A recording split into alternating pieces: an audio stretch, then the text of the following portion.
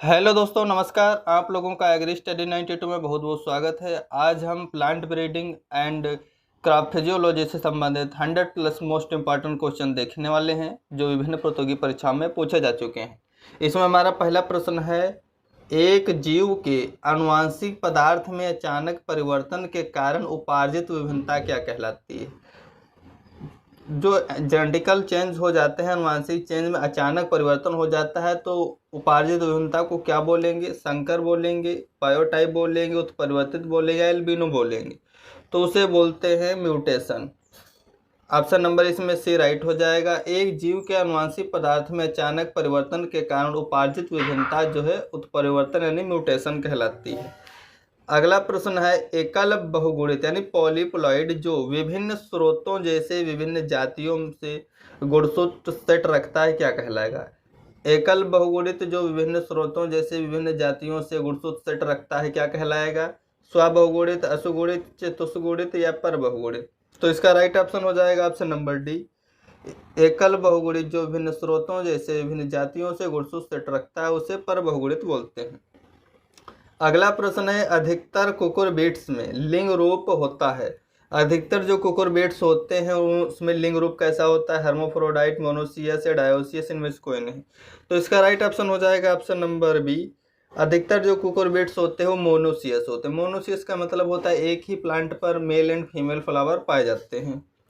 अगला प्रश्न है, F1 संकर की जनकों के ऊपर श्रेष्ठता क्या कहलाई? F1 संकर की जनकों के ऊपर श्रेष्ठता क्या कहलाती है? प्रभाविता, संकर ओज, क्रॉसिंग ओवर, इनमें से कोई नहीं। तो इसको बोलते हैं ऑप्शन नंबर इसमें बी राइट हो जाएगा, संकर ओज। F1 संकर की जनकों के ऊपर श्रेष्ठता जो है संकर ओज कहलाती है। अगला प्रश्न है, जेनेटिक वेरिएंस और कुल वेरिएंस का अनुपात। जेनेटिक वेरिएंस और कुल वेरिएंस का अनुपात जो फिनोटाइप और जीनोटाइप के बीच के संबंध को निर्धारित करता है वो कहलाता है क्या कहलाएगा? जेनेटिक एडवांस कहलाएगा, पेनिट्रेशन, हेरिडिटी या प्रभाविता। तो इसको बोलेंगे हेरिटेबिलिटी। जेनेटिक वेरिएंस और कुल वेरिएंस का अनुपात जो कि फिनोटाइप और जीनोटाइप के बीच में संबंध को निर्धारित करता है उसे हेरिटेबिलिटी बोलते हैं। ऑप्शन नंबर सी राइट है। अगला प्रश्न है, प्रजनन की मास पेडिग्री चयन विधि किन फसलों में सुधार के लिए उपयोग की जाती है? जो प्रजनन की मास पेडिग्री चयन मेथड है वो मुख्यतः किन फसलों में सुधार के लिए उपयोग की जाती है? सेल्फ पॉलिनेटेड या सेल्फ कंपेबिलिटी, क्रॉस पॉलिनेटेड या सेल्फ इनकम्पेबिलिटी फसलें या डायोसियस। तो इसका राइट ऑप्शन हो जाएगा जो मास पेडिग्री चेन मेथड है हम स्व जो निषेचित फसलें यानी सेल्फ पॉलिनेटेड फसलें होती हैं इनमें यूज करते हैं। ऑप्शन नंबर ए राइट है। अगला प्रश्न है, संकरण के लिए पुष्प का विफलन यानी इमास्कुलेशन आवश्यक है। मेल स्टेराइल पौधे में या सेल्फ पॉलिनेटेड पौधे में। तो इसका कौन सा राइट ऑप्शन हो जाएगा? Option number B. यानी जो सेल्फ पॉलिनेटेड पौधे होते हैं उसमें संकरण के लिए पुष्प का विफलन आवश्यक है। ऑप्शन नंबर बी राइट है। सेल्फ पॉलिनेटेड पौधे जो स्वनिषेचित पौधे होते हैं उसमें हाइब्रिडाइजेशन के लिए पुष्प का विफलन आवश्यक है। अगला प्रश्न है, पत्तीदार फसलें जैसे पालक है, अमरंथस है, स्पाइनच है, ये क्या है? परपरागित हैं या स्वपरागित है? तो ये परपरागित फसलें। पत्तीदार फसलें जैसे पालक, अमरंथस और स्पाइनच जो हैं ये परपरागित फसलें हैं। अगला प्रश्न है, आधुनिक संकर टी रोजेज किसके क्रॉस के कारण उत्पन्न हुई? जो आधुनिक संकर टी रोजेज है वो किसके क्रॉस से उत्पन्न हुई? ऑप्शन नंबर इसमें बी राइट है, संकर परपेचुअल्स और फ्लोरीबेंडा के क्रॉस से। जो आधुनिक संकर टी रोजेज है वो संकर परपेचुअल्स और फ्लोरीबेंडा के क्रॉस से तैयार हुई। अगला प्रश्न है, मेंडल को सहलग्नता की समस्या का सामना नहीं करना पड़ा। मेंडल को सहलग्नता की समस्या का सामना नहीं करना पड़ा यद्यपि उनके द्वारा अध्ययन किए गए जो 7 लक्षण है कितने गुणसूत्रों पर आधारित थे? तो 5 गुणसूत्रों पर आधारित थे। मेंडल के द्वारा अध्ययन किए गए जो 7 सिम्टम थे वो 5 क्रोमोसोम पर आधारित थे। ऑप्शन नंबर इसमें सी राइट हो जाएगा। 10 का 4 गुणसूत्रों पर आधारित थे। इसका ऑप्शन नंबर बी राइट है। जो उनके द्वारा अध्ययन किए गए लक्षण थे मेंडल के द्वारा 7 लक्षण वो 4 क्रोमोसोम पर आधारित थे। इसका ऑप्शन नंबर बी राइट हो जाएगा। 10 का बी राइट है। अगला प्रश्न है, डुप्लीकेट जीन एक्शन में टेस्ट क्रॉस अनुपात होता है। डुप्लीकेट जीन एक्शन में टेस्ट क्रॉस अनुपात क्या होता है? ऑप्शन नंबर 1 है 1:1, 1:1, या 3:1 या 1:3। तो इसका राइट ऑप्शन हो जाएगा option number C, duplicate gene action में जो टेस्ट क्रॉस अनुपात होता है वो 3:1 होता है। ऑप्शन नंबर सी राइट है। अगला प्रश्न है डीएनए की एक स्ट्रैंड में 8:T अनुपात 2 है तो पूरक स्ट्रैंड में क्या अनुपात होगा? तो इसका राइट ऑप्शन हो जाएगा ऑप्शन नंबर बी 0.5। अगला प्रश्न है जीन शब्द किसके द्वारा दिया गया था? जीन शब्द को किसने दिया? मेंडल, सल, बैटसन, जोहानसन। तो इसका राइट ऑप्शन हो जाएगा 13 का डी। जीन शब्द जो है जोहानसन के द्वारा दिया गया। अगला प्रश्न है गेहूं के भ्रूणपोष में गुणसूत्र कितने होते हैं? 21, 63, 42, 14। तो इसका राइट ऑप्शन हो जाएगा 63। गेहूं के भ्रूणपोष में जो है 63 क्रोमोसोम पाए जाते हैं।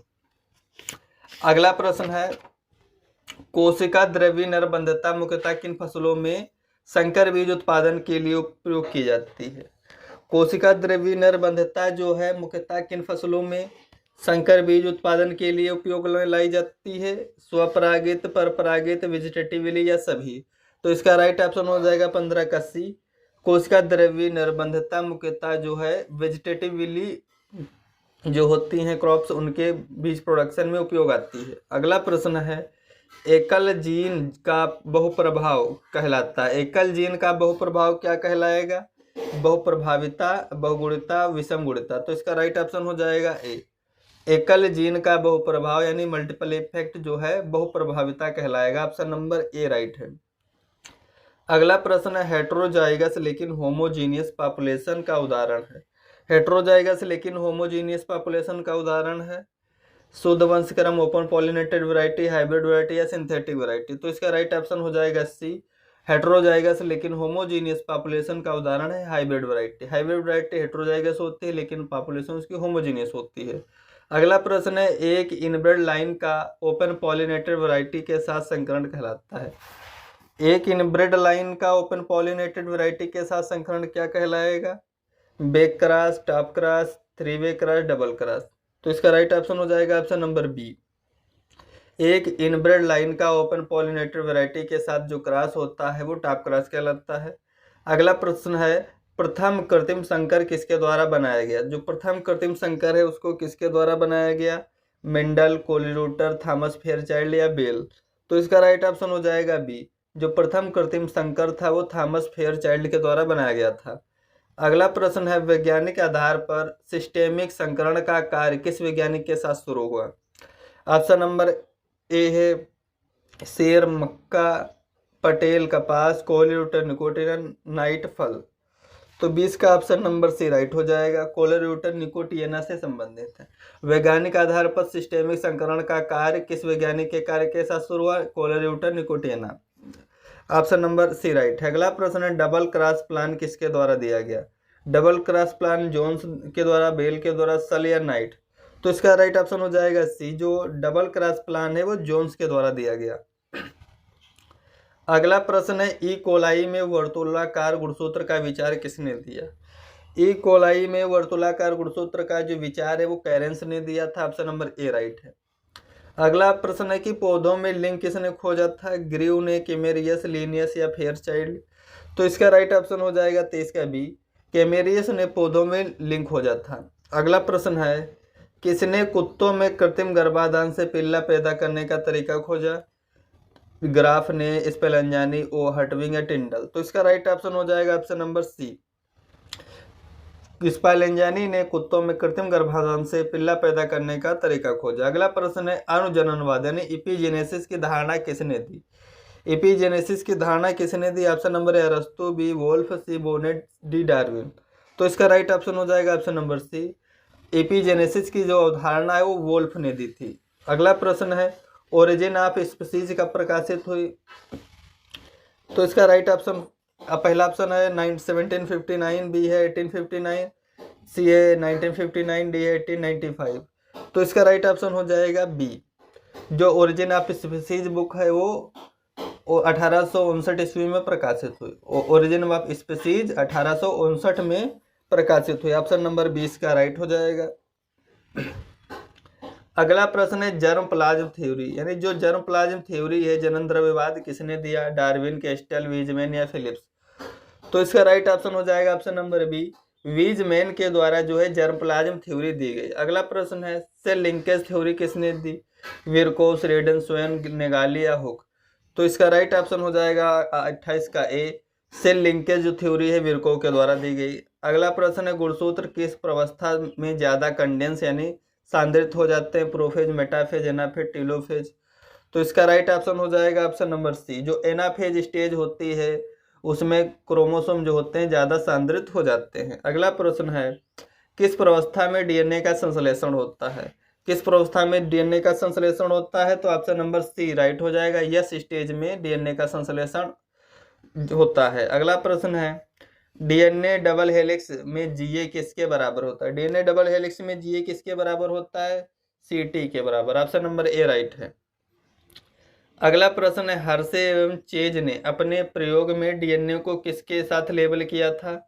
हर्शे एवं चेज ने डीएनए को अपने प्रयोग में किसके साथ लेबल किया? ऑप्शन नंबर इसमें सी राइट हो जाएगा, 32P। हर्शे एवं चेज ने अपने प्रयोग में डीएनए को 32P से लेबल किया था। अगला प्रश्न है डीएनए के हेलिक्स के सिंगल टर्न में क्षारकों की संख्या होती है। डीएनए हेलिक्स के सिंगल टर्न में क्षारकों की संख्या कितनी होती है? ऑप्शन नंबर सी इसमें राइट है, 10। डीएनए हेलिक्स के सिंगल टर्न में क्षारकों की संख्या 10 होती है। ऑप्शन नंबर सी राइट है। अगला प्रश्न है डीएनए का कौन सा रूप सामान्य जीवित जीवों में पाया जाता है? डीएनए का कौन सा रूप सामान्य जीवित जीवों में पाया जाता है? तो इसका राइट ऑप्शन हो जाएगा बी रूप। डीएनए का बी रूप सामान्य जीवित जीवों में पाया जाता है। अगला प्रश्न है डीएनए पॉलीमरेज प्रथम किसके द्वारा खोजा गया था? हर्शे, करिनबर्ग, योनास्की, क्रिक? तो इसका राइट ऑप्शन हो जाएगा option number C. DNA polymerase जो फर्स्ट है वो करिनबर्ग के द्वारा खोजा गया। अगला प्रश्न है बैक्टीरिया में डीएनए रेप्लिकेशन एंजाइम है। बैक्टीरिया में डीएनए रेप्लिकेशन एंजाइम कौन सा है? तो हो जाएगा डीएनए पॉलीमरेज थर्ड। बैक्टीरिया में डीएनए रेप्लिकेशन एंजाइम है डीएनए पॉलीमरेज थर्ड। अगला प्रश्न है रेप्लिकेशन के दौरान डीएनए को सिंगल स्ट्रैंड बनाए रखने में कौन सा प्रोटीन काम आता है? रेप्लिकेशन के दौरान डीएनए को सिंगल स्ट्रैंड बनाए रखने में कौन सा प्रोटीन काम आएगा? लाइगेज, हेलिकेज, टोपोआइसोसोम या सिंगल स्ट्रैंड बाइंडिंग प्रोटीन? तो इसका राइट ऑप्शन हो जाएगा डी।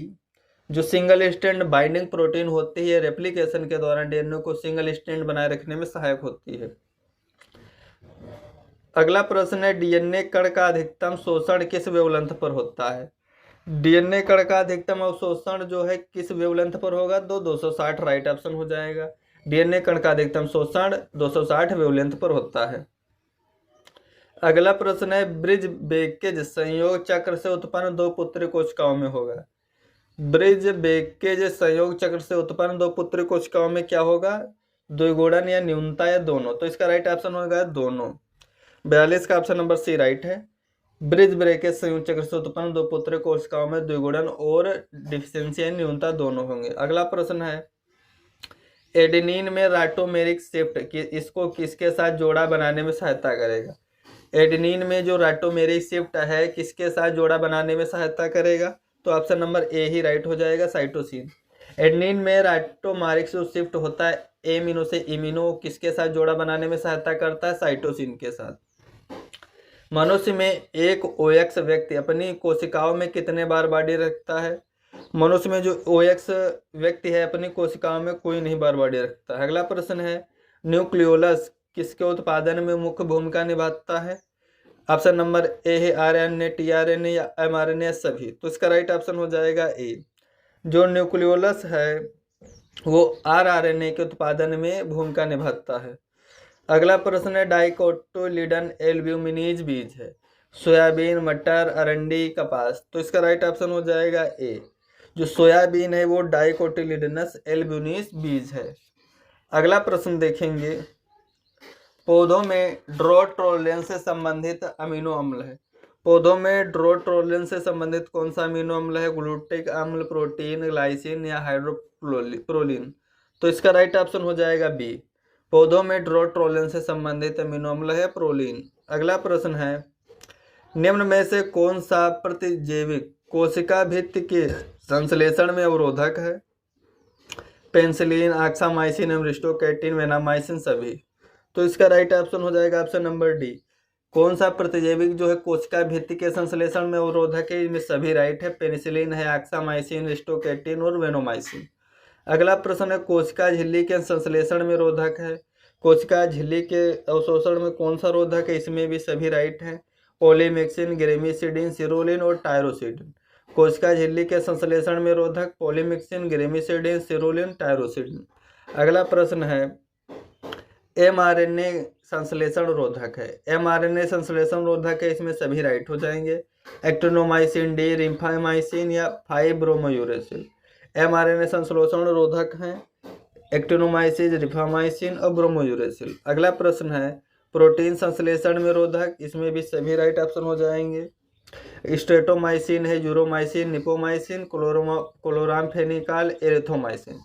प्रोटीन संश्लेषण में रोधक है स्ट्रेटोमाइसिन, यूरोमाइसिन, निपोमाइसिन, क्लोरोफेनिकोल और एरिथ्रोमाइसिन। अगला प्रश्न है चना एवं गेहूं में क्रमशः बीज गुणन अनुपात होता है। चना एवं गेहूं में बीज गुणन अनुपात कितना होता है? 1:10 जो होता है चना में होता है और 1:20 गेहूं में होता है। चना एवं गेहूं में बीज गुणन अनुपात होता है, चना में 1:10 और गेहूं में 1:20 होता है। 52 का ऑप्शन नंबर डी राइट है। अगला प्रश्न है आलू एवं मूंगफली में बीज गुणन अनुपात क्या होता है? ऑप्शन नंबर इसमें ए राइट हो जाएगा। आलू में 1:4 और मूंगफली में 1:8 बीज गुणन अनुपात होता है। आलू एवं मूंगफली में क्रमशः बीज गुणन अनुपात 1:4 और 1:8 होता है। ऑप्शन नंबर ए राइट है। अगला प्रश्न है धान में बीज गुणन अनुपात कितना होता है? 1:100, 1:80, 1:40, 1:10। तो इसका राइट ऑप्शन हो जाएगा ऑप्शन नंबर बी। जो धान है, धान में बीज गुणन अनुपात होता है 1:80। बाजरे में बीज गुणन अनुपात कितना होता है? ऑप्शन नंबर ए है 1:100, 1:150, 1:300, 1:200। तो इसका 55 का ऑप्शन नंबर सी राइट हो जाएगा। बाजरे में जो बीज गुणन अनुपात होता है 1:200 होता है। गेहूं में 1:10, चने में गेहूं में 1:20, चने में 1:10 होता है और धान में 1:80 होता है। बाजरे में 1:200, ऑप्शन नंबर सी राइट हो जाएगा, 55 का सी। अगला प्रश्न देखेंगे रेपसीड है, अरहर है, संकर मक्का है, ज्वार जूट में बीज गुणन अनुपात होता है। रेपसीड, अरहर, संकर मक्का, ज्वार एवं जूट में जो बीज गुणन अनुपात होता है 1:100 होता है। 56 का ए राइट ऑप्शन है। अगला प्रश्न है हरे पौधों में प्रकाश संश्लेषण होता है प्रोटोप्लास्ट से, ल्यूकोप्लास्ट से, क्रोमोप्लास्ट या क्लोरोप्लास्ट में। तो इसका राइट ऑप्शन हो जाएगा ऑप्शन नंबर डी। हरे पौधों में जो प्रकाश संश्लेषण होता है क्लोरोप्लास्ट में होता है। अगला प्रश्न है कोशिका में प्रोटीन का स्थान है। कोशिका में प्रोटीन का संश्लेषण कहाँ होता है? कोशिका में प्रोटीन का संश्लेषण राइबोसोम में, ईआर में, क्लोरोप्लास्ट में या माइटोकॉन्ड्रिया में। तो इसका राइट ऑप्शन हो जाएगा 58 का ए। जो राइबोसोम होते हैं वो प्रोटीन का संश्लेषण करते हैं। ऑप्शन नंबर ए राइट है। अगला प्रश्न है कौन सा कोशिकांग यानी पाचक एंजाइम रखता है? पाचक एंजाइम कौन सा रखता है? 59 का डी राइट ऑप्शन हो जाएगा। लाइसोसोम जो है इसे आत्महत्या की थैली भी बोलते हैं, डाइजेस्टिव एंजाइम रखता है। अगला प्रश्न है एक्स रेज की खोज किसने की? विल्सन, रोंटजन, मूलर, वेंजर। तो 60 का ऑप्शन नंबर बी राइट हो जाएगा। रोंटजन ने एक्सरे की खोज की थी। अगला प्रश्न है सामान्य जीन की अपूर्ण प्रतिलिपि कहलाती है। सामान्य जीन की अपूर्ण प्रतिलिपि क्या कहलाएगी? स्यूडोजीन। सामान्य जीन की जो डिफेक्टिव कॉपीज है वो कहलाएगी स्यूडोजीन। अगला प्रश्न है शब्द रिकोन म्यूटेनम सिस्ट्रोन 1957 में किसके द्वारा दिया गया? तो ऑप्शन नंबर इसमें सी राइट हो जाएगा, बेंजर। शब्द रिकोन म्यूटोन और सिस्ट्रोन जो है 1957 में बेंजर के द्वारा दिया गया। अगला प्रश्न कौन सा प्रसरण स्थिर है? कौन सा प्रसरण स्थिर है? इसमें ऑप्शन नंबर ए राइट हो जाएगा, एडिटिव। एडिटिव जो प्रसरण है वेरिएंस है वो स्थिर है। शब्द साइब्रिड कहलाता है। साइब्रिड को क्या बोलेंगे? सोमेटिक संकर, युग्मक संकर, दोनों। तो इसका राइट ऑप्शन हो जाएगा ए, सोमेटिक संकर कहलाता, साइब्रिड कहलाएगा सोमेटिक संकर। अगला प्रश्न है एड्स में इम्यून प्रभाव का कौन सा कारक अयोग्य हो जाता है? एड्स में इम्यून प्रभाव का कौन सा कारक अयोग्य हो जाता है? बी कोशिका, मैक्रोफेज या हेल्पर टी कोशिकाएं। तो इसका राइट ऑप्शन हो जाएगा 65 का सी। जो हेल्पर टी कोशिकाएं हैं एड्स में ये अयोग्य हो जाती हैं। ऑप्शन नंबर सी राइट है। अगला प्रश्न है समसूत्रीय विभाजन के दौरान गुणसूत्र डीएनए द्विगुणन होता है। समसूत्रीय विभाजन के दौरान गुणसूत्र डीएनए द्विगुणन किस स्टेज में होगा? इसमें राइट ऑप्शन हो जाएगा ए, अंतरा स्टेज में। 66 का ये राइट है। समसूत्रीय विभाजन के दौरान गुणसूत्र डीएनए द्विगुणन होता है अंतरावस्था में। अगला प्रश्न है कवक की कोशिका भित्ति बनी होती है। कवक की कोशिका भित्ति किसकी बनी होती है? सेलुलोज, काइटिन, पेक्टिन, प्रोटीन और लिपिड। तो 67 का ऑप्शन नंबर बी राइट है। जो कवक की कोशिका भित्ति है वो काइटिन की बनी होती है। अगला प्रश्न, निम्न में से कौन सा पदार्थ में कोबाल्ट है? कोबाल्ट किस में है? 68 का ऑप्शन नंबर बी राइट हो जाएगा। B12 जो है साइनाकोबैलामिन, इसमें कोबाल्ट है। अगला प्रश्न है एंटीबायोटिक जो कि प्रोटीन संश्लेषण में एमिनो अम्लों का अशुद्ध संयोग करता है। 69 का ऑप्शन नंबर सी राइट हो जाएगा। एंटीबायोटिक जो कि प्रोटीन संश्लेषण में एमिनो अम्लों का अशुद्ध संयोग करता है वो है प्यूरोमाइसिन। अगला प्रश्न है डीएनए एक आनुवंशिक पदार्थ है, किसके प्रयोग ने यह सिद्ध किया था? ऑप्शन नंबर इसमें ए ही राइट है। एवरी, मैक्लाउड और मैकार्टी के प्रयोग ने सिद्ध किया कि डीएनए एक आनुवंशिक पदार्थ है। अगला प्रश्न है एक जीव की आदर्श दशाओं में संख्या में बढ़ने की आनुवंशिक योग्यता कहलाती है। एक जीव की आदर्श दशाओं में संख्या में बढ़ने की आनुवंशिक योग्यता क्या कहलाएगी? वृद्धि दर, बायोटिक पोटेंशियल, रिप्रोडक्टिव पोटेंशियल या पॉपुलेशन एक्सप्लोजन। तो इसका राइट ऑप्शन हो जाएगा सी। एक जीव की आदर्श दशाओं में संख्याओं में बढ़ने की आनुवंशिक योग्यता रिप्रोडक्टिव पोटेंशियल कहलाती है। अगला प्रश्न है आरडीएनए विश्लेषण सूचना देता है। आरडीएनए विश्लेषण सूचना देता है फाइलोजेनिक संबंधों का। ऑप्शन नंबर ए राइट है। जो आरडीएनए विश्लेषण सूचना देगा फाइलोजेनिक संबंधों को। अगला प्रश्न है किस पौधे के फूल की दशा क्लिस्टोगेमी है? किस फूल की दशा जो क्लिस्टोगेमी है? मक्का, बाजरा, अलसी, गेहूं। तो इसका राइट ऑप्शन हो जाएगा डी। जो गेहूं है इसके फूल की दशा क्लिस्टोगेमी है। 73 का डी राइट है। अगला प्रश्न है क्रायोजेन प्रिजर्वेशन। क्रायो प्रिजर्वेशन निम्न में से किन जीवों के संरक्षण के लिए उपयुक्त नहीं है? फ्रोस्ट सेंसिटिव, फ्रोस्ट रेजिस्टेंट, वायवी, अवायवी। तो 74 का ऑप्शन नंबर इसमें सी राइट हो जाएगा। जो वायवी होते हैं उनके लिए क्रायो प्रिजर्वेशन अच्छा नहीं है, उपयुक्त नहीं है। अगला प्रश्न है टाइगर प्रोजेक्ट किसके संरक्षण की एक होलिस्टिक अप्रोच है? ऑप्शन नंबर ए इसमें राइट हो जाएगा। इकोसिस्टम। टाइगर प्रोजेक्ट जो है किसके संरक्षण की होलिस्टिक अप्रोच है? वो पारिस्थितिकी यानी इकोसिस्टम। अगला प्रश्न है दो जातियां जो एक ही वंश से हैं, आकारिकी में समान हैं, निम्न में से कौन सी संरचनात्मक लक्षण उनमें विभेद करने के लिए आवश्यक होंगे? अगर दो जातियां हैं उनमें वो एक ही वंश से हैं, आकारिकी में भी समान है, तो कौन सा संरचनात्मक लक्षण उनमें विभेद करने में आवश्यक होगा? तो 76 का ऑप्शन नंबर सी राइट है। गुणसूत्र संख्या एवं आकारिकी जो है ये उनमें विभेद करने के लिए आवश्यक होंगे। अगला प्रश्न है दो टैक्सोनॉमिक स्पीशीज एक दूसरे से अलग होते हैं, आपसी में क्रॉस करने की सफलता, उनकी आपस में जीनों के विनिमय की योग्यता, उनकी संबंधित लक्षणों समानता, संबंधित लक्षणों के समूह में अनिरंतरता। तो 77 का ऑप्शन नंबर ए ही राइट है। दो टैक्सोनॉमिक स्पीशीज एक दूसरे से अलग होते हैं उनकी आपस में क्रॉस करने की सफलता से। ऑप्शन नंबर ए इसमें राइट है। अगला प्रश्न है एक सामान्य प्राकृतिक स्वबहुगुणित उगाई जाने वाली फसल है।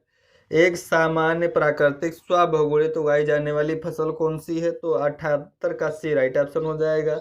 वो है आलू। एक सामान्य प्राकृतिक स्वबहुगुणित जो ऑटो पॉलीप्लॉइड है उगाई जाने वाली फसल है वो पोटैटो है। ऑप्शन नंबर सी राइट है। अगला प्रश्न है बाजरा एक प्रबल पर परागित फसल है क्योंकि यह है प्रोटोएंडस, प्रोटोगाइनस, हर्माफ्रोडाइट, हेट्रोजाइगस। तो इसका राइट ऑप्शन हो जाएगा ऑप्शन नंबर बी, ये प्रोटोगाइनस है। बाजरा एक प्रबल पर परागित फसल है क्योंकि यह प्रोटोगाइनस है। 79 का बी राइट है। अगला प्रश्न है गेहूं एवं राई में आनुवंशिक शुद्धता दूषित होती है। गेहूं एवं राई में आनुवंशिक शुद्धता दूषित होती है इनब्रीडिंग के कारण, डिलेड सेग्रीगेशन यानी किस्मों के बीजों के साथ मैकेनिकल कंटामिनेशन। तो इसका राइट ऑप्शन हो जाएगा 81 का सी। अन्य किस्मों के बीजों के साथ जो मैकेनिकल कंटामिनेशन है उसके कारण गेहूं राई में जो है जेनेटिकल प्योरिटी दूषित हो जाती है। ऑप्शन नंबर सी इसमें राइट है। अगला प्रश्न है बीजों में वायरस संक्रमण का पता लगाने में कौन सी विधि उपयोगी है? बीजों में वायरस संक्रमण का पता लगाने के लिए कौन सी जो विधि उपयोगी है? बीज रोपण, एलिसा, फेगा टेस्ट, इनमें से कोई नहीं। तो इसका राइट ऑप्शन हो जाएगा ऑप्शन नंबर सी। जो बीजों में वायरस संक्रमण का पता लगाने की एलिसा मेथड है ये उपयोगी है। अगला प्रश्न, निम्न में से कौन सा मुख्य कारक बीजों में स्थिरता को निर्धारित करता है? प्रकाश, नमी, तापमान, पोषक तत्व। तो 84 का ऑप्शन नंबर सी राइट हो जाएगा, नमी। नमी जो है पोषक मुख्य कारक है जो बीजों में स्थिरता को निर्धारित करता है। अगला प्रश्न है, बीज परीक्षण में ग्रो आउट टेस्ट किसके निर्धारण के लिए किया जाता है? 85 का ऑप्शन नंबर सी राइट हो जाएगा, अनुवांशिक शुद्धता के लिए। जो बीज परीक्षण में ग्रो आउट टेस्ट है वो जेनेटिक प्योरिटी को जांचने के लिए होता है। 85 का ऑप्शन नंबर सी राइट है। अगला प्रश्न, कार्बोहाइड्रेट का स्थानांतरण मुख्यतः किस रूप में होता है? ग्लूकोज, सुक्रोज, फ्रक्टोज या माल्टोज। तो इसका राइट ऑप्शन हो जाएगा ऑप्शन नंबर सी। कार्बोहाइड्रेट का स्थानांतरण जो मुख्यतः होता है सुक्रोज के रूप में होता है। अगला प्रश्न है, अंडाणु का स्टॉक कहलाता है पेडिसिल, पेटियोल, फ्यूनिकल, माइक्रोपाइल। तो 88 का ऑप्शन नंबर सी राइट है, फ्यूनिकल। अंडाणु का स्टॉक फ्यूनिकल कहलाता है। अगला प्रश्न, आईपीजीआरआई का मुख्यालय कहाँ है? आईपीजीआरआई का मुख्यालय है रोम, इटली में। ऑप्शन नंबर डी राइट हो जाएगा। ये थोड़ा डाउट वाला है, आप लोग देख लेना। अगला प्रश्न है, एक निषेचित परिपक्व अंडाणु जिसमें एक भ्रूणिक पौधा, खाद्य संग्रह एवं प्रोटेक्टिव कोटिंग होती है, क्या कहलाएगा? एक निषेचित परिपक्व अंडाणु जिसमें एक भ्रूणी पौधा होता है, खाद्य संग्रह एवं प्रोटेक्टिव कोटिंग होती है, क्या कहलाएगा? भ्रूण कोष, बीज या भ्रूणिक कैलस। तो इसको क्या बोलेंगे? 90 का ऑप्शन नंबर डी राइट हो जाएगा, बीज। बीज क्या है? एक निषेचित परिपक्व अंडाणु है जिसमें भ्रूणी पौधा, खाद्य संग्रह एवं प्रोटेक्टिव कोटिंग होती है। अगला प्रश्न है, बीज के बीज आधार से अलग होने के स्थान पर दिखाई देने वाला चिन्ह क्या कहलाएगा? बीज के बीज आधार से अलग होने के स्थान पर दिखाई देने वाला बिंदु माइक्रोपाइल, पोल, स्टोम या हाइलम। तो इसको बोलेंगे ऑप्शन नंबर डी राइट हो जाएगा, हाइलम। बीज के बीज आधार से अलग होने के स्थान को हाइलम बोलते हैं। अगला प्रश्न है, 92 का, अफ्लाटॉक्सिन किससे संबंधित? तो अफ्लाटॉक्सिन फंगस से संबंधित है। ऑप्शन नंबर सी राइट है। अगला प्रश्न है, गाल्जी का दूसरा नाम क्या है? राइबोसोम, तारक केंद्र, डिक्टियोसोम, लाइसोसोम। तो इसका राइट ऑप्शन हो जाएगा ऑप्शन नंबर बी। जो गाल्जी काय का दूसरा नाम है वो डिक्टियोसोम है। अगला प्रश्न है, होमोलोगस श्रेणी का नियम किसने दिया? बिफेन, डार्विन, डी बेरी या वेविलो। तो इसका राइट ऑप्शन हो जाएगा डी। जो होमोलोगस श्रेणी है इसका नियम वेविलो के द्वारा दिया गया। 94 का डी राइट है। अगला प्रश्न है, ट्रांसपोजेबल एलिमेंट किसके द्वारा खोजे गए? तो इसका राइट ऑप्शन हो जाएगा, ट्रांसपोजेबल एलिमेंट है मेलिंग टांग के द्वारा खोजे गए। अगला प्रश्न है, वोबल हाइपोथेसिस किसने दी? फ्लोर, बेंजर, क्रिक, वाटसन। तो इसका राइट ऑप्शन हो जाएगा बी। जो वोबल हाइपोथेसिस वो क्रिक के द्वारा दी गई। जीन के लिए जीन परिकल्पना किसने दी? मेलिंग टांग, फ्लोर, बिफेन, डी बेरी। तो इसका राइट ऑप्शन हो जाएगा सी। जीन के लिए जीन परिकल्पना फ्लोर के द्वारा दी गई। प्योर लाइन है, pure line homozygous, heterogeneous, homozygous, homogeneous. इसमें 98 का ऑप्शन नंबर बी राइट हो जाएगा। जो प्योर लाइन है होमोजाइगस और होमोजीनियस होती है, लेकिन हाइब्रिड जो होते हैं वो हेट्रोजाइगस, होमोजीनियस होते हैं। अगला प्रश्न है, लैंड रेसेस है। लैंड रेसेस क्या है? ऑप्शन नंबर इसमें सी राइट हो जाएगा, देसी किस्में। लैंड रेसेस हैं देसी किस्में। अगला प्रश्न है कि कौन सा मौसम पूर्वानुमान किसानों के लिए सर्वाधिक उपयोगी होता है? कौन सा जो मौसम पूर्वानुमान है किसानों के लिए सर्वाधिक उपयोगी है? Short range weather forecasting, medium range या लॉन्ग रेंज। तो इसका राइट ऑप्शन हो जाएगा ऑप्शन नंबर बी। जो मीडियम रेंज वेदर फोरकास्टिंग होता है वो किसानों के लिए जो है बहुत ज़्यादा लाभदायक होता है। ऑप्शन नंबर इसमें बी राइट है। जो शार्ट रेंज वेदर फोरकास्टिंग होती है उसका टाइम होता है 48 घंटे तक, और जो मीडियम रेंज वेदर फोरकास्टिंग है उसको 3 से 10 दिन तक बोलते हैं, और जो लॉन्ग कहते हैं पीरियड वेदर फोरकास्टिंग वो 1 हफ्ता से पूरे मौसम तक होती है। मध्यम अवधि और मौसम किसानों के लिए सर्वाधिक उपयोगी होता है। कृषि के लिए मौसम के पूर्वानुमान को 3 भागों में बांटा गया है।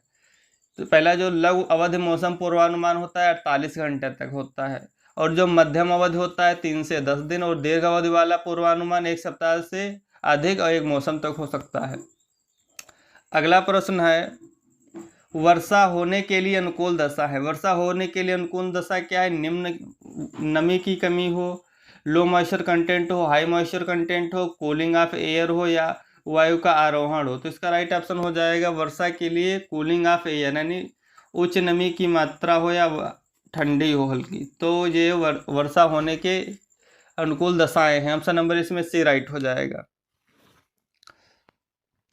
वायु में जलवाष्प की मात्रा वर्षा को जन्म देती है। वायु में जो जलवाष्प की मात्रा है वो वर्षा को जन्म देती है। जलवायु में मिला जलवाष्प शीतल पदार्थों के संपर्क में आने पर संघनित होकर ओसांग तक पहुंच जाता है। जब वायु का ताप जो है ओसांग से नीचे गिर जाता है तब जलवाष्प पानी की बूंदों में बदल जाती है अथवा ओलों के रूप में गिरने लगती है। अगला प्रश्न है मृदा जल विषय द्वारा मापा जाता है। मृदा जल किसके द्वारा मापा जाएगा? ऑप्शन नंबर इसमें दाब तस्तरी यानी सॉइल वाटर पोटेंशियल। मृदा जल पोटेंशियल किसके द्वारा मेजर किया जाता है? प्रेशर प्लेट एपरेटस या न्यूट्रॉन मॉइस्चर मीटर टेंसियोमीटर। तो इसका राइट ऑप्शन हो जाएगा ऑप्शन नंबर इसमें डी है सभी। जो सॉइल वाटर पोटेंशियल है इसको सभी के द्वारा मापा जा सकता है। अगला प्रश्न है जल स्तर को मापने का उपकरण है। जल स्तर को किससे मापते हैं? ड्रासोमीटर है, पीजोमीटर है, पेंट्रोमीटर है। तो इसका राइट ऑप्शन हो जाएगा ऑप्शन नंबर बी। पीजोमीटर होता है ये मेजर करता है वाटर टेबल को। जल स्तर को मापने वाला उपकरण है पीजोमीटर। जो पीजोमीटर है ये जल की गहराई को मापता है। और पोटोमीटर होता है वाष्पोत्सर्जन को मापेगा। लाइसीमीटर जल वाष्पोत्सर्जन, मैनोमीटर जड़ दबाव, अल्टीमीटर ऊंचाई को, नैनोमीटर जो है वायु की गति को, एनीमोमीटर वायु की गति को। तो जो इसमें पीजोमीटर है वो जल की गहराई से संबंधित है। पोटोमीटर वाष्पोत्सर्जन से, लाइसीमीटर वाष्पन वाष्पोत्सर्जन से, वाष्पोत्सर्जन को मापेगा लाइसीमीटर, मैनेमोमीटर जड़ दाब और अल्टीमीटर ऊंचाई और एनीमोमीटर वायु की गति को मापता है। अगला प्रश्न है पश्चिम घाट के ढलान पर वर्षा का प्रकार है। पश्चिम घाट के ढलान पर वर्षा का कौन सा प्रकार है?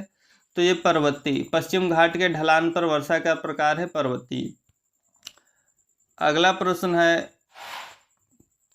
दिए गए स्थान और समय पर वायुमंडलीय दशाओं को कहा जाता है।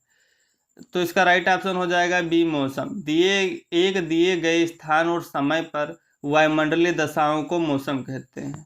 मौसम क्या है? वायुमंडल की क्षणिक अवस्था है जो क्षण में परिवर्तित हो जाती है। एक दिए गए स्थान और समय पर वायुमंडल की दशाओं को मौसम कहते हैं। ऑप्शन नंबर बी राइट है। अगला प्रश्न है मेघ बीजन यानी cloud seeding is done with the help of. जो क्लाउड सीडिंग होती है वो किसकी सहायता से होती है? तो ये होती है सिल्वर आयोडाइड। क्लाउड सीडिंग से तात्पर्य जब हम कृत्रिम वर्षा कराते हैं तो क्लाउड सीडिंग करते हैं, उसमें हम सिल्वर आयोडाइड या ड्राई आइस का यूज करते हैं। सबसे पहले जो इंडिया में ये आर्टिफिशियल रेन कराने का जो प्रयोग आंध्र प्रदेश में किया गया था। अगला प्रश्न है ओजोन परत के क्षय के कारण। ओजोन जो लेयर है क्यों क्षतिग्रस्त होती है? उसका डिप्लीशन होता है। तो ये राइट ऑप्शन हो जाएगा पराबैंगनी विकिरण धरती पर पहुंचती है, ये ओजोन परत के क्षरण का मेन कारण है। अगला प्रश्न है कि प्रातःकाल घास की पत्तियों के छोरों और किनारों पर जमा बूंदें के क्या कारण है? जो प्रातःकाल घास की पत्तियों के छोरों और किनारों पर जो जमा बूंदें उनका क्या कारण होता है? बिंदु स्राव जल के, मतलब वाटर फार फ्रॉम गुटेशन जिसे बोलते हैं, उसकी वजह से पत्तियों के छोर पर पानी की बूंदें आ जाती हैं। प्रातःकाल घास की पत्तियों के छोर और किनारों पर जमा बूंदें जो हैं ये बिंदु स्राव के जल के कारण आ जाती हैं। ऑप्शन नंबर इसमें सी राइट हो जाएगा। प्रातःकाल की घास की पत्तियों के छोर और किनारों पर जमा बूंदें बिंदु स्राव के कारण होती हैं। अगला और जो जब मृदा में अवशोषण योग्य जल की पर्याप्त मात्रा हो परंतु वाष्पोत्सर्जन ना हो सकता हो, धनात्मक मूल दाब के कारण जल का बिंदुओं के रूप में पत्तियों के किनारे पर जलरंध्र के मार्ग से जल का श्रावण जो है गुटेशन कहलाएगा, बिंदु श्रावण कहलाएगा। अगला प्रश्न निम्न में से कौन सा कथन सही नहीं है? तो इसका राइट ऑप्शन हो जाएगा डी अधिकतम जल धारण क्षमता पर मृदा के सभी छिद्र पानी से भर जाते हैं। यह गलत ऑप्शन है, बाकी तीनों सही हैं। वातावरणीय सूखा अधिक आर्द्रता के कारण होता है, ये भी सही हो जाएगा। जो वातावरणीय सूखा अधिक आर्द्रता के कारण होगा। प्रवाही सिंचाई में जल प्रयोग क्षमता अधिक होती है। प्रवाही सिंचाई में जल प्रयोग क्षमता अधिक होती है। ऊंची नीची सतह वाली भूमि के लिए बौछारी कम उपयुक्त है। तो ये तीनों गलत ऑप्शन है ऊपर के, नीचे वाला राइट है। अधिकतम जल धारण क्षमता पर मृदा के सभी क्षेत्र जो हैं वो पानी से भर जाएंगे, यही ऑप्शन राइट है। अगला प्रश्न है जल की गैसीय अवस्था है। जल की गैसीय अवस्था कौन सी है? ठोस, द्रव, गैस। तो इसका राइट ऑप्शन हो जाएगा वाष्प। वाष्प है जो जल की ये गैसीय अवस्था है। अगला प्रश्न है एनीमोमीटर से मापते हैं, अभी बताया था वायु की गति। एनीमोमीटर से मापते हैं वायु की गति या वायु वेग मापते हैं। वायु की दिशा जो होती है विंड वेन से मापते हैं। सापेक्षिक आर्द्रता जो रिलेटिव ह्यूमिडिटी बोलते हैं वो हाइग्रोमीटर से। विकिरण के तापमान को बैरोमीटर से मापते हैं। अगला प्रश्न है फलों के पेड़ को कोहरे से बचाने के लिए क्या करेंगे? मल्चिंग करेंगे, पानी लगाना, इंटरक्रॉपिंग या कोज प्लांटिंग। तो इसका राइट ऑप्शन हो जाएगा सी। फलों के पेड़ों को जो कोहरे से बचाने के लिए पानी भर देना चाहिए, क्योंकि पानी की होती है स्पेसिफिक हीट सबसे ज़्यादा, तो सबसे जल्दी ठंडा नहीं हो पाता है, इसलिए कोहरे से प्लांट बच जाते हैं। ऑप्शन नंबर इसका सी राइट है। अगला प्रश्न है सल्फर डाइऑक्साइड और नाइट्रोजन डाइऑक्साइड जब वर्षा जल के साथ संपर्क में आते हैं इसे क्या कहेंगे? SO2 जो है और नाइट्रोजन डाइऑक्साइड है जब वर्षा जल के साथ संपर्क में आएंगे उसे क्या बोलेंगे? अम्लीय वर्षा। सल्फर डाइऑक्साइड SO2 और नाइट्रोजन डाइऑक्साइड जो NO2 है जब वर्षा जल के संपर्क में आएंगे तो आपस में क्रिया करके H2S यानी हाइड्रोजन सल्फाइड बनाते हैं, जो जल के वर्षा के जल के साथ पृथ्वी गिरता है, इसे अम्लीय वर्षा कहते हैं। अम्लीय वर्षा में कौन कौन सी गैसें शामिल होती हैं? SO2 और नाइट्रोजन डाइऑक्साइड यानी NO2 दोनों मिलकर H2S बनाते हैं हाइड्रोजन सल्फाइड, इससे अम्लीय प्रकृति हो जाती है वर्षा की। अगला प्रश्न है सिंचाई की नाली के पानी फ्लो को मापते हैं। सिंचाई की नाली के पानी फ्लो को मापते हैं तो वी नोच द्वारा। सिंचाई की नाली के पानी का जो फ्लो होता है उसको वी नोच के द्वारा मापते हैं। अगला प्रश्न है जो कोहरा होता है बादल का प्रतिरूप होता है, ये भी राइट है। पाला जो है 0 डिग्री सेल्सियस से कम तापक्रम पर जम जाता है। ओस क्या है? धरातल पर संचित जल की बूंदें हैं। और बादल जो है जलवाष्प के ठंडा होने की प्रक्रिया से उत्पन्न होते हैं। बादल जो है जलवाष्प के ठंडा होने की प्रक्रिया से उत्पन्न होंगे। ओस जो है धरातल पर संचित जल की बूंदें हैं। और पाला क्या है? जब 0 डिग्री सेल्सियस से कम तापमान चला जाता है तो पाला जम जाता है। और कोहरा क्या है? बादल का प्रतिरूप है। अगला शब्द है मानसून। शब्द किस भाषा से लिया गया है? मानसून है Arabic letter. Option number B right हो जाएगा। मानसून जो शब्द है वो अरबी भाषा का शब्द है। अगला प्रश्न है कि कौन सा सुमेलित नहीं है? बैरोमीटर, नमी, वायु दिशा सूचक यंत्र, वायु की दिशा, पवन वेग मापी, वायु प्रसार की गति, तापलेखी, तापक्रम। तो इसका राइट ऑप्शन ए नहीं है। बैरोमीटर नमी नहीं मापता है, ये जो है दाब मापी यंत्र है, दाब को प्रेशर को मापता है बैरोमीटर। बाकी तीनों नीचे के सही हैं। अगला प्रश्न है वायुमंडल आवश्यक है। वायुमंडल आवश्यक है किसके लिए? बादल निर्माण के लिए या वायु के लिए, मौसम परिदृश्य के लिए, इनमें सभी। तो इसका राइट ऑप्शन हो जाएगा ऑल ऑफ दीज। वायुमंडल आवश्यक है सभी के लिए। अगला प्रश्न है वायुमंडल तथा उसमें होने वाली सभी घटनाएं जैसे वायु तापक्रम, बादल तापक्रम, वायुदाब आदि का अध्ययन मौसम विज्ञान के अंतर्गत किया जाता है। वाष्पीकरण की माप किस यंत्र के द्वारा करते हैं? वाष्पीकरण बैरोमीटर से मापेंगे, लाइसीमीटर, साइक्रोमीटर, हाइग्रोमीटर। तो इसका राइट ऑप्शन हो जाएगा सी। वाष्पीकरण की माप जो है लाइसीमीटर के द्वारा की जाती है। ऑप्शन नंबर इसमें सी राइट है। वाष्पीकरण की माप लाइसोमीटर, लाइसीमीटर के द्वारा। अगला प्रश्न है मानसूनी हवाएं देश में सबसे पहले किस तट पर पहुंचती हैं? जो मानसूनी हवाएं हैं देश में सबसे पहले किस तट पर पहुंचती हैं? उड़ीसा के तटीय क्षेत्र, बंगाल की खाड़ी में, दक्षिण भारत के केरल तटीय क्षेत्र या गुजरात के कच्छ में। तो इसका राइट ऑप्शन हो जाएगा सी। जो मानसूनी हवाएं हैं देश में सबसे पहले जो दक्षिण भारत का केरल का तट है वहां पर पहुंचती हैं। ऑप्शन नंबर सी राइट है। मानसूनी हवाएं देश में सबसे पहले जून तक दक्षिण भारत के केरल तटीय क्षेत्र के मालाबार तट पर आती हैं। इस मानसून को दक्षिणी पश्चिमी आती हुई मानसून कहते हैं। अगला प्रश्न है पौधों में वृद्धि को नापा जाता है। पौधों में वृद्धि को किससे मापते हैं? फोटोमीटर द्वारा या ऑक्सीजनोमीटर, साधारण सूक्ष्मदर्शी या कैलोरीमीटर। तो ऑप्शन नंबर इसमें बी राइट हो जाएगा। जो पौधों में वृद्धि उसको ऑक्सीजनोमीटर के द्वारा मापते हैं। पौधों में वृद्धि oxygenometer, option number B right है। अगला प्रश्न, वर्षा के दिनों में बादलों की चमक और गरज एक साथ प्रारंभ होती है, गरज के पश्चात चमक होती है, चमक के पश्चात गरज, या अधिक ना गरज ना अधिक चमक? तो इसका राइट ऑप्शन हो जाएगा सी, चमक के बाद गरज प्रारंभ होती है। वर्षा के दिनों में पहले बिजली चमकती है, फिर गड़गड़ाहट की आवाज आती है। ऑप्शन नंबर सी राइट है। वर्षा के दिनों में बादलों की चमक और गरज में क्या है कि चमक पहले, चमक के पश्चात गरज आएगी, यानी चमक पहले होगी गरज बाद में। ऑप्शन नंबर सी राइट है। अगला प्रश्न है कि वातावरण का तापक्रम मापने में प्रयोग आने वाले पद को कहते हैं। वातावरण का तापमान कौन मापता है? ऑप्शन नंबर इसमें डी राइट हो जाएगा। स्टीवेंसन का जो पर्दा होता है वो तापक्रम को मेजर करता है। अगला प्रश्न है, वातावरण का तापमान जो स्टीवेंसन स्क्रीन से ज्ञात किया जाता है। देख सकते हैं आप डिस्क्रिप्शन, जो वातावरण का तापमान है वो स्टीवेंसन स्क्रीन से ज्ञात करते हैं। अगला प्रश्न है, आंधी या स्टीवेंसन जो स्क्रीन होती है 4 फीट की ऊंचाई पर लगाई जाती है, ज़मीन से 4 फीट की ऊंचाई पर स्टीवेंसन स्क्रीन लगाते हैं। आंधी या तूफान आने से पहले बैरोमीटर का पारा धीरे धीरे ऊपर चढ़ेगा, शीघ्रता से नीचे गिरता है, या शीघ्रता से ऊपर या अनिश्चित बना रहता है? तो इसका राइट ऑप्शन है बी, आंधी या तूफान आने से पहले जो बैरोमीटर का पारा है शीघ्रता से नीचे गिर जाता है। अगर बैरोमीटर का पारा शीघ्रता से नीचे गिर गया तो आंधी या तूफान आने के संकेत हैं। ऑप्शन नंबर बी राइट है। अगला है कि केंद्रीय मौसम वेधशाला की स्थापना कहाँ की गई? केंद्रीय मौसम वेधशाला की स्थापना पुणे में हुई। ऑप्शन नंबर बी राइट है। अगला प्रश्न है, भारत में केंद्रीय मौसम वेधशाला की स्थापना पुणे में की गई थी।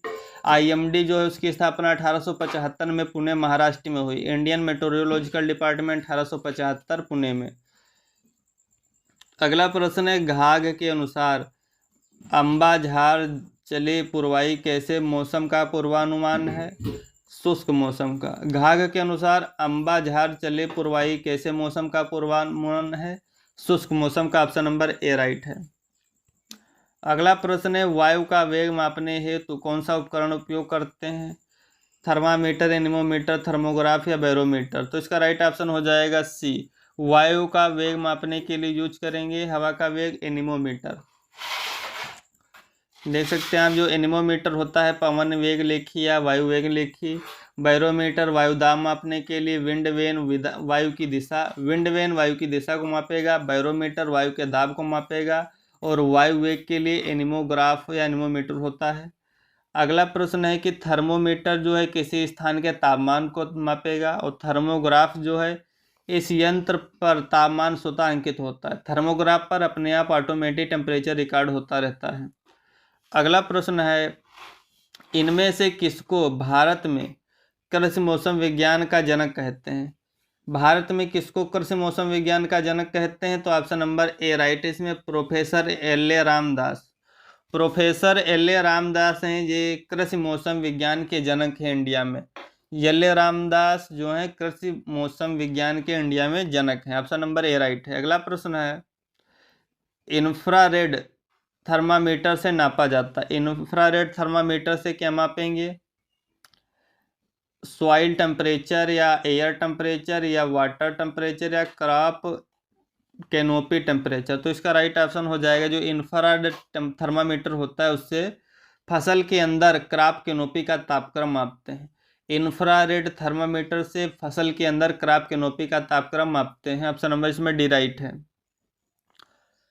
अगला प्रश्न है, इंफ्रारेड थर्मामीटर से क्या करेंगे? फसल के अंदर क्रॉप कैनोपी का तापक्रम मापेंगे।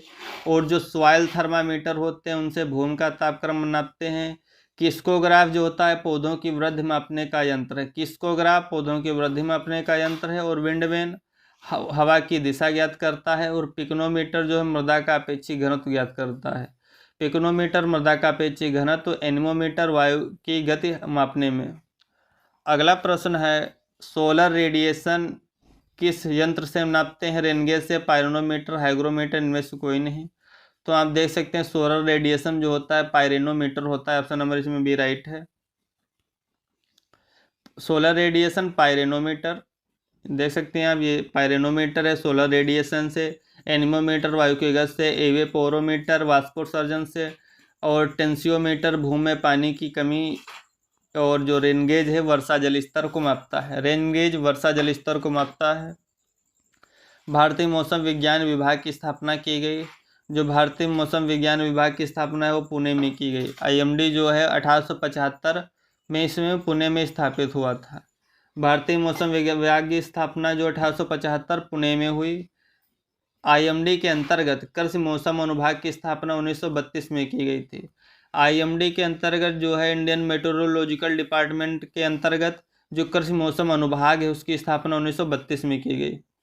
और जो आईएमडी द्वारा कृषक मौसम बुलेटिन है 1945 में स्टार्ट हुआ। आईएमडी के द्वारा कृषक मौसम बुलेटिन कब जारी हुआ? 1945। तनाव मापी क्या है? तनाव मापते हैं टोटल सॉइल मॉइस्चर टेंशन से। तनाव मापी से मापते हैं total soil moisture tension. Option number B right है। अगला प्रश्न है सिल्ट तथा मृत्तिका का निर्धारण कर सकते हैं। सिल्ट तथा मृत्तिका का निर्धारण किससे कर सकते हैं? तनाव मापी से। ऑप्शन नंबर इसमें ए राइट है। तनाव मापी से आप जो है सिल्ट तथा मृत्तिका का निर्धारण कर सकते हैं। डिस्क्रिप्शन आप देख सकते हैं कि सिल्ट तथा मृत्तिका का निर्धारण जो है तनाव मापी यंत्र से करते हैं, क्योंकि ताप मापी से ताप मापा जाता है। द्रव घनत्व मापी से किसी द्रव का घनत्व मापा जाता है। बर्फ पिघलने पर जल का आयतन क्या होगा? बर्फ जब पिघलेगा जल का आयतन बढ़ेगा घटेगा? तो इसका राइट ऑप्शन हो जाएगा ऑप्शन नंबर सी। जो बर्फ के पिघलने पर जल का आयतन होता है वो कम हो जाता है। ऑप्शन नंबर इसमें सी राइट है। आर्कमिडीज के सिद्धांत के अनुसार बर्फ पिघलने पर जल का आयतन घटता है। जब आर्कमिडीज के सिद्धांत के अकॉर्डिंग जो बर्फ जब पिघलेगी तो जल का आयतन घट जाएगा। अगला प्रश्न है जड़ दबाव नापा जाता है। जो जड़ दबाव है रूट प्रेशर, ये किसके द्वारा मेजर किया जाता है? ऑप्शन नंबर बी राइट है, मैनेमोमीटर।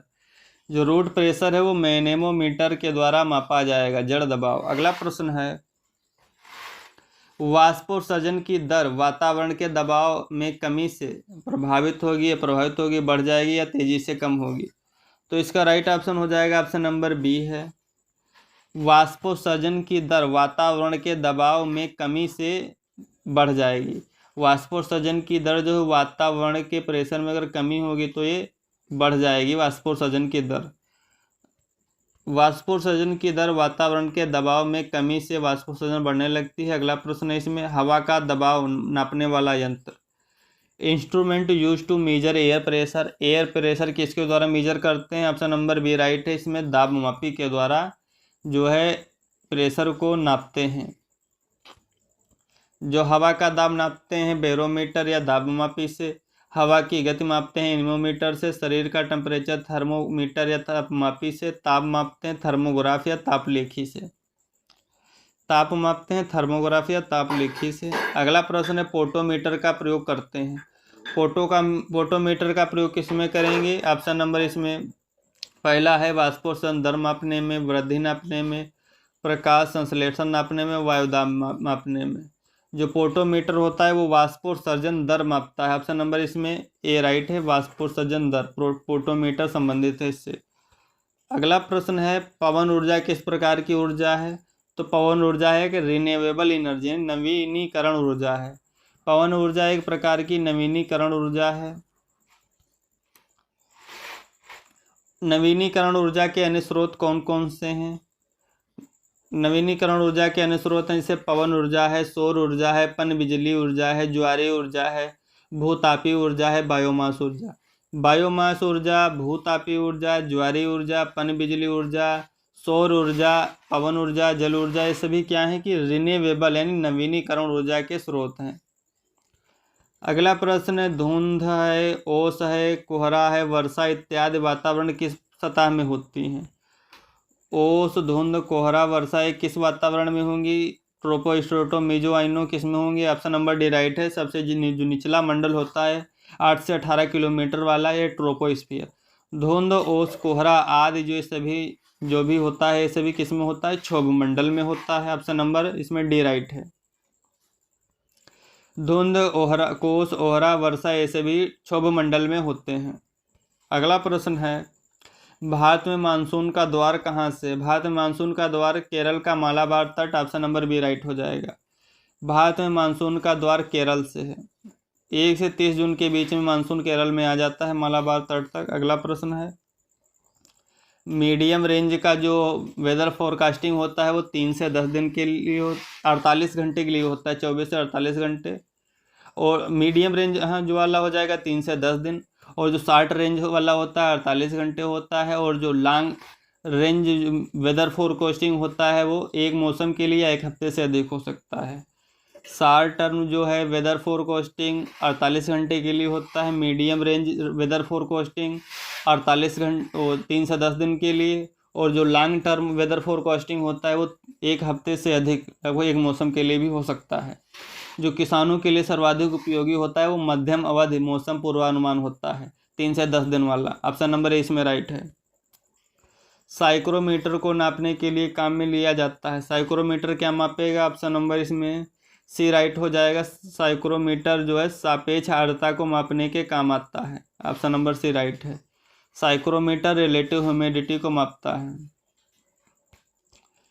हाइड्रोमीटर है तरल पदार्थों का अपेक्षिक घनत्व मापेगा। हाइड्रोमीटर तरल या द्रव्य पदार्थों का अपेक्षिक घनत्व मापेगा। पोरोमीटर यानी पोर होते हैं रंध्र व्यवहार से संबंधित। टेंसियोमीटर मृदा नमी या मृदा जल तनाव। किस्कोग्राफ जो पौधों की वृद्धि मापेगा। पोटोमीटर उस जो रंध्रों का जो दबाव है उसको मापेगा या उत्सर्जन की मात्रा से रिलेटेड है। पीजोमीटर पानी की सतह की गहराई नापता है। अगला प्रश्न है कि हाइड्रोमीटर मापन करता है। हाइड्रोमीटर क्या मापेगा? विशिष्ट गुरुत्व को मापता है या स्पेसिफिक ग्रेविटी को मापेगा हाइड्रोमीटर। पृथ्वी तल के ठीक ऊपर वायुमंडल के सतह को बोलते हैं ट्रोपोस्फियर, क्षोभमंडल। ट्रोपोस्टेटो मीजो थर्मो आयनो से भी वायुमंडल की परतें हो जाएंगी। MHD device stand for. MHD यंत्र है, MHD को क्या बोलेंगे? मैग्नेटो हाइड्रोडायनेमिक, इसका फुल फॉर्म हो जाए। MHD यंत्र होता है मैग्नेटो हाइड्रोडायनेमिक यंत्र। MHD मैग्नेटो हाइड्रो मैग्नेटिक यंत्र हो जाएगा, डायनेमिक यंत्र। अगला प्रश्न है, गन्ने में बंची टॉप किसकी वजह से होता है? गन्ने में जो बंची टॉप डिजीज है वो किसकी वजह से होगा? ऑप्शन नंबर ए है अर्ली सूट बोरर, जिसको बोलते हैं चिलो इन्फस कैटेलस। अर्ली सूट बोरर को क्या बोलेंगे? चिलो इन्फस कैटेलस। बी है टॉप सूट बोरर स्क्रोपोफेगा निवेला। सी है वोली एफिड सेरेटोवेकेनुआ लेनिजेरा। डी है पायरिल्ला परपुसिला। तो इसका राइट ऑप्शन हो जाएगा ऑप्शन नंबर बी। गन्ने में जो बंची टॉप होता है वो टॉप सूट बोरर की वजह से होता है, इसको बोलते हैं स्क्रोपोफेगा निवेला। ऑप्शन नंबर बी राइट है।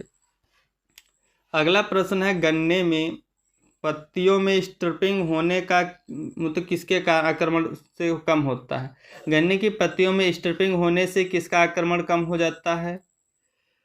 ऑप्शन नंबर ए है मिलीबग का, पायरिल्ला का, अर्ली सूट बोरर या top suit borer.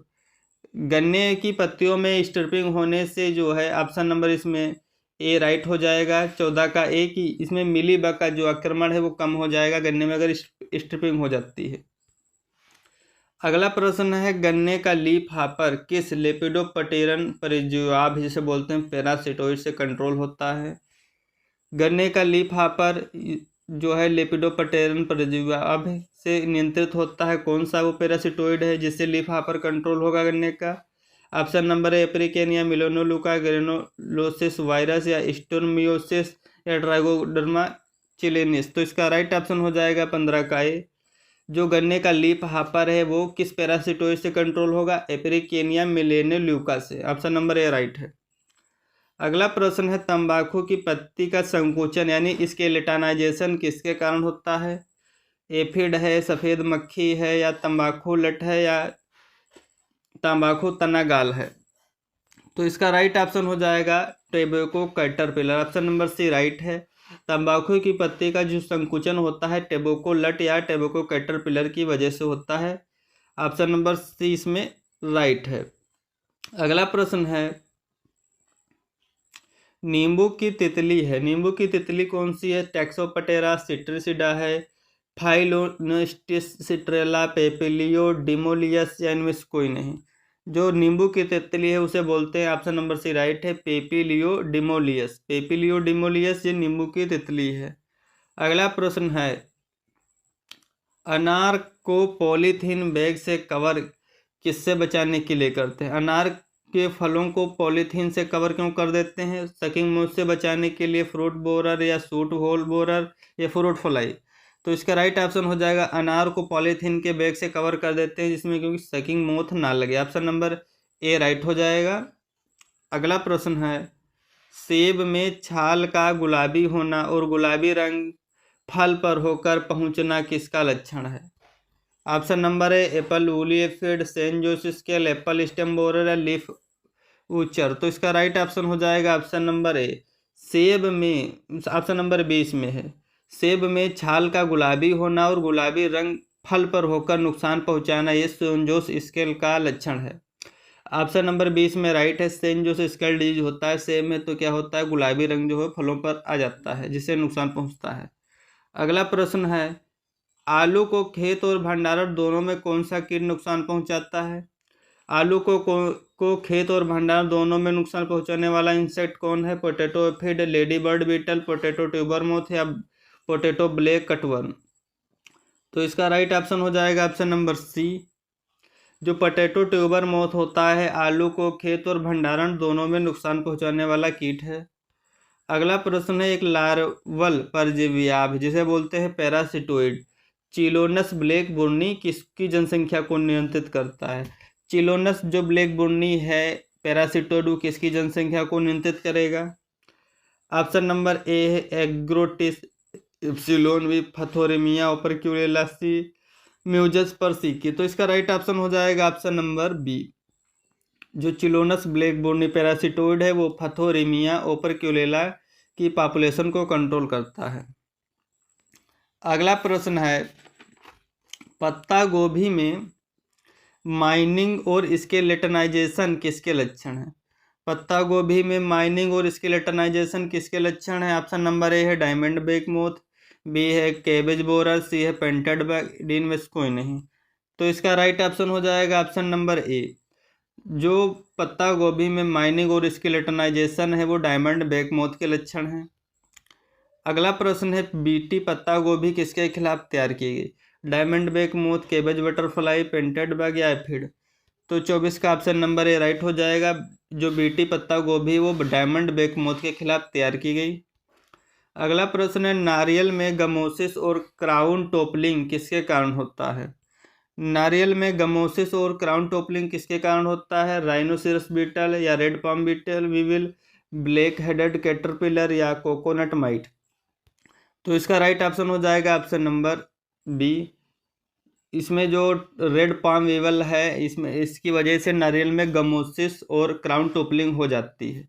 Option number B right है, रेड पाम वीवल नारियल में गमोसिस और क्राउन टोपलिंग का कारण है। अगला प्रश्न है, निम्न में से कौन सा कॉफी का कीट आयातित है? कौन सा कॉफी का कीट आयातित है? ग्रीन बग, स्टेम बोरर, मिली बग या बेरी बोरर? तो इसका राइट ऑप्शन हो जाएगा बी। जो बेरी बोरर है कॉफी का कीट वो आयातित है। अगला प्रश्न है, निम्न में से कौन सा सही नहीं है? इधर कीट दिए हुए हैं, इधर उनके डैमेजिंग स्टेज दी हुई हैं। तो पोटैटो ट्यूबर जो मोथ है वो ग्रब स्टेज में आक्रमण करता है, गलत है। राइस वीविल ग्रब और एडल्ट दोनों में, पल्स बीटल ग्रब और लेसर ग्रेन बोरर ग्रब और एडल्ट, नीचे के तीनों ऑप्शन राइट हो जाएंगे। राइस वीवल जो है ग्रब और एडल्ट दोनों स्टेज में आक्रमण करेगा, पल्स बीटल ग्रब में और लेसन ग्रेन बोरर जो है ग्रब और एडल्ट दोनों स्टेज में आक्रमण करता है। ऑप्शन नंबर इसमें बी राइट हो जाएगा। 27 का जो ए है इसमें पोटैटो ट्यूबर मोथ ये सही नहीं है, ऑप्शन नंबर ए इसका राइट हो जाएगा, बाकी तीनों राइट है। अगला प्रश्न है, निम्न में से कौन सा जोड़ा सही नहीं है? इधर कीट दिए हुए हैं, इधर उनके वैज्ञानिक नाम है। तो इसका जो राइस वीविल होता है उसको सीटोफिलस ओराइजी बोलते हैं, ये राइट है। जो लेसर ग्रेन बोरर होता है उसको राइजोपरथा डोमिनिका बोलते हैं, ये भी राइट है। खपरा बीटल ट्रोगोडर्मा ग्रेनेरियम होता है, ये भी राइट है। इसमें जो पल्स बीटल है हेलिकोवर्पा आर्मिजेरा ये राइट नहीं है। पल्स बीटल को ये इसका ऑप्शन नंबर बी संबंधित नहीं है, जोड़ा सही नहीं है, बाकी ए सी और डी राइट है। अगला प्रश्न है कि निम्न में से कौन सा जोड़ा सही नहीं है? इसमें इधर डिजीज दी हुई, इधर उनके वेक्टर दिए हुए हैं। जो सिट्रस गिनिन होता है साइलिड से, tristeza virus, citrus aphid, pineapple, root wilt, mealybug या मूंगफली रोजेट वायरस, बटरफ्लाई। तो इसका राइट ऑप्शन हो जाएगा 34 का जो डी है ये सही नहीं है। बाकी जो सिट्रागिनिंग साइलिड्स के द्वारा फैलता है और सिट्रस टेस्टेजा वायरस सिट्रस एफिड से, पाइनएप्पल रूट विल्ट होता है मिलीबग से। ऑप्शन नंबर डी इसमें सही नहीं है। अगला प्रश्न है, फसलों को नुकसान पहुंचाने वाले मुख्य नासी कीट किस समूह के हैं? फसलों को नुकसान पहुंचाने वाले जो मुख्य नासी कीट है वो है की pest. Option number C right हो जाएगा। फसलों को नुकसान पहुंचाने वाले मुख्य नासी कीटों को की पेस्ट के समूह के होते हैं। अगला प्रश्न है, किस कीट का नियंत्रण खेत में पानी भरकर किया जा सकता है? व्हाइट ग्रब, टर्माइट या कटवर्म, उपरोक्त सभी। तो इसका राइट ऑप्शन हो जाएगा ऑप्शन नंबर डी। जो खेत में पानी भरकर हम व्हाइट ग्रब, कटवर्म, टर्माइट सभी का मैनेज कर सकते हैं। अगला प्रश्न है, डिस्ट्रक्टिव इंसेक्ट पेस्ट एक्ट कब पारित हुआ? डिस्ट्रक्टिव इंसेक्ट पेस्ट एक्ट कब पारित हुआ? 1914, 1920, 1968, 1937। तो इसका राइट ऑप्शन हो जाएगा ऑप्शन नंबर ए। 1914 में डिस्ट्रक्टिव इंसेक्ट पेस्ट एक्ट पारित हुआ था। अगला प्रश्न, directorate of plant protection quarantine and storage 1946 में कहाँ स्थापित किया गया? इसका राइट ऑप्शन है ऑप्शन नंबर सी। जो directorate of plant protection quarantine and storage है 1946 में फरीदाबाद में स्थापित किया गया था। ऑप्शन नंबर सी राइट है। अगला प्रश्न है, कीट बंधीकरण तकनीक पहली बार 1937 में किसने विकसित की? जो इंसेक्ट स्टराइल टेक्निक है वो 1937 में निपलिंग के द्वारा विकसित की गई थी। ऑप्शन नंबर ए राइट है। अगला प्रश्न, लंटेना कमेरा जो खरपतवार है किस जैविक कीट से मैनेज होता है? ऑप्शन नंबर ए है ओफियोमिया लेंटानी, यही राइट हो जाएगा। 140 का ऑप्शन नंबर ए राइट है। लेंटेना जो कमेरा होता है वो ओफियोमिया लेंटानी जो कीट है उसके द्वारा मैनेज होता है बायोलॉजिकली। अगला प्रश्न है, बेसिलस थोरिनजेंसिस किसके द्वारा खोजा गया? यानी बीटी जो है बेसिलस थोरिनजेंसिस किसके द्वारा खोजा गया? यस इसीवाटा, बर्लिनर, फ्रिंच या फ्लेचर। तो इसका राइट ऑप्शन हो जाएगा ऑप्शन नंबर ए। जो बेसिलस थोरिनजेंसिस है वो यस इसीवाटा के द्वारा खोजा गया। ऑप्शन नंबर ए राइट है। अगला प्रश्न है, कौन सा फील्ड अवस्था में बीटी के खिलाफ प्रतिरोधी है? कौन सा कीट जो है फील्ड अवस्था में बीटी के खिलाफ प्रतिरोधी है? Pink bollworm, diamond back moth, spotted bollworm, इनमें से कोई नहीं। तो इसका राइट ऑप्शन हो जाएगा बी। जो डायमंड बेकमोथ है वो फील्ड स्टेज में बीटी के खिलाफ प्रतिरोधी है। अगला प्रश्न है, व्यापारिक रूप से ग्रेनुलोसिस वायरस किसके नियंत्रण के लिए काम लेते हैं? व्यापारिक रूप से जो ग्रेनुलोसिस वायरस है वो किसके मैनेज में काम लेते हैं? हेलिकोवरपार, मिजेरा, स्पोपटेरा, लिटूरा या चिलोनस इन्फस्केटेलस या इनमें से कोई नहीं। तो इसका राइट ऑप्शन हो जाएगा ऑप्शन नंबर सी। व्यापारिक रूप से जो ग्रेनुलोसिस वायरस होता है उसका उपयोग जो हम चिलोनस इन्फस्केटेलस के मैनेज के लिए उपयोग करते हैं। ऑप्शन नंबर सी राइट है। अगला प्रश्न है, मेटाराइजियम एनिसोपीली गन्ने के पायरिल्ला और राइनोसेरस बीटल के खिलाफ व्यापारिक रूप से किस नाम से जाना जाता है?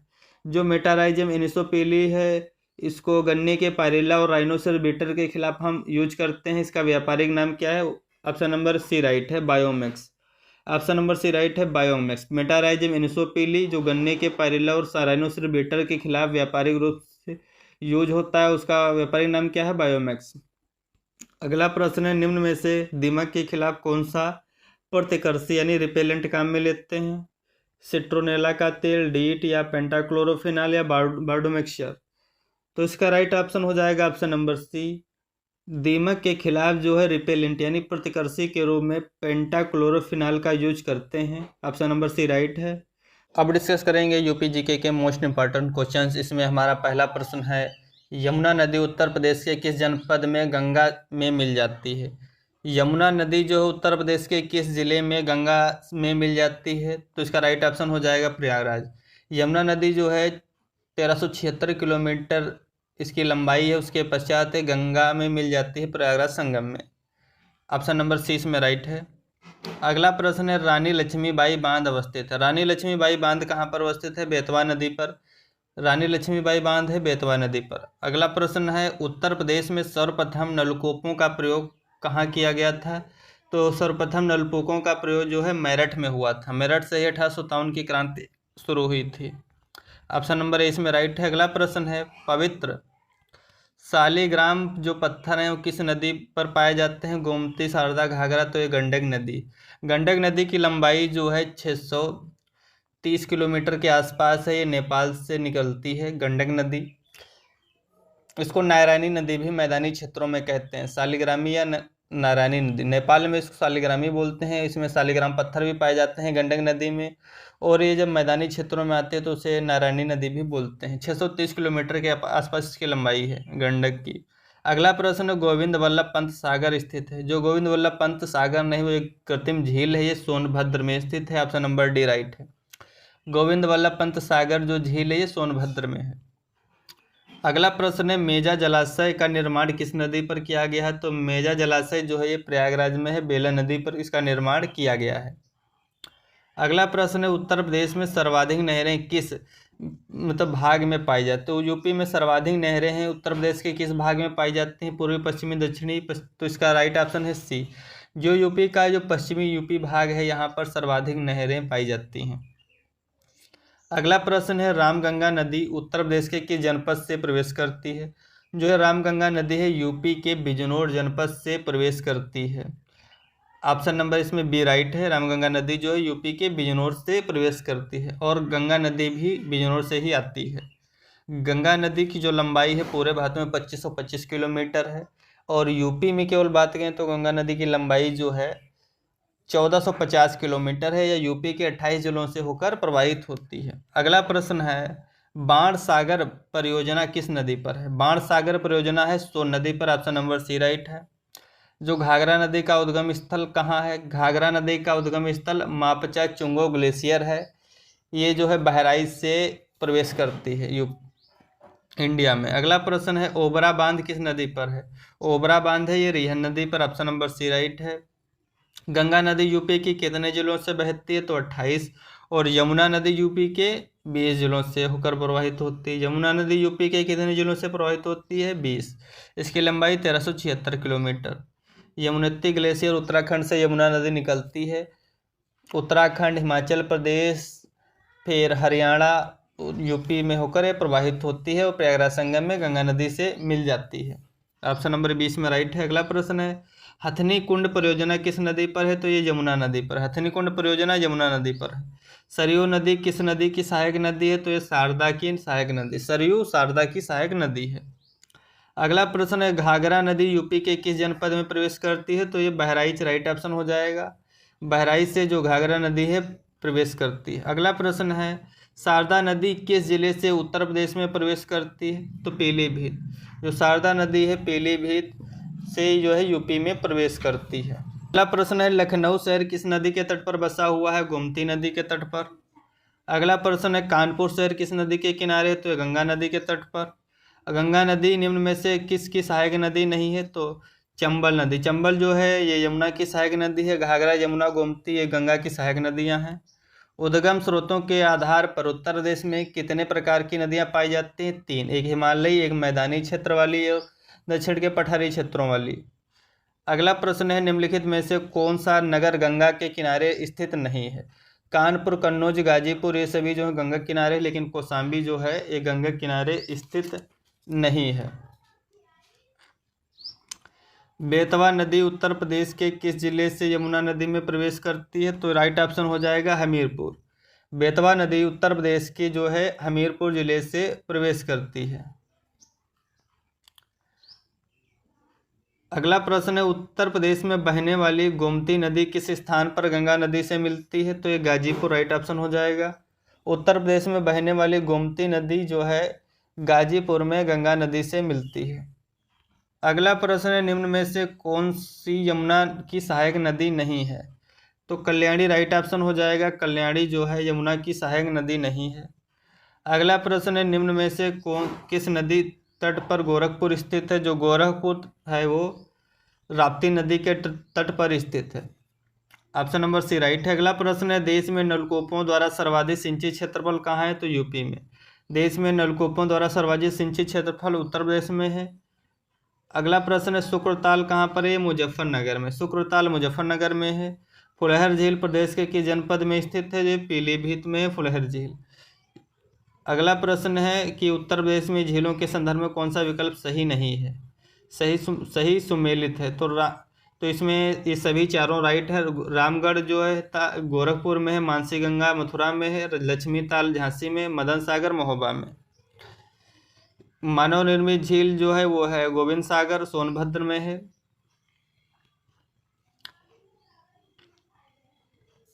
Thanks for watching. Please like and subscribe my channel.